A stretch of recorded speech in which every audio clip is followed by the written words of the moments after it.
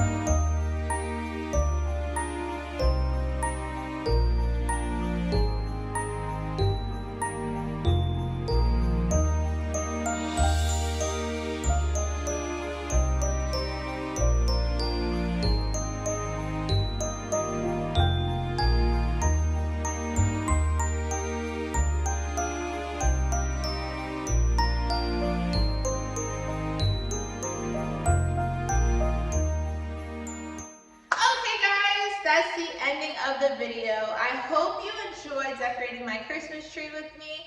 I was glad how it turned out. I love the plays of the turquoise, the golds, the whites. Everything is perfectly together. Even the bow, I was surprised because I didn't think it was going to match with everything, but it fits perfectly. But thank you guys so much for watching. Don't forget to like, comment, subscribe, hit that notification bell. Follow me on Instagram at jo.taynique, on Snapchat at jo.taytay, and stay tuned. Bye.